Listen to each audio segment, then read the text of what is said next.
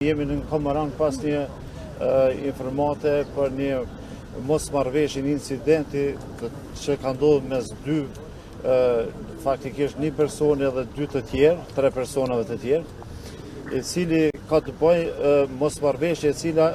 kishte filluar para 3 javë, mirë po momentin gjendja faktike është vërtetuar këtë e kundërta, pasi që incidenti në fjalë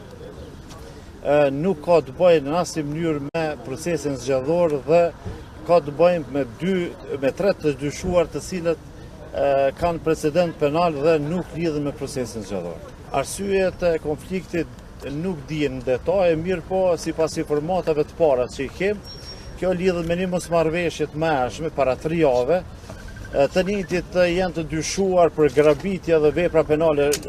ordinere dhe nuk lidhen me procesin zgjedhor. Ajo që është me rëndësi për neve të cilët kem qenë shqetësuar,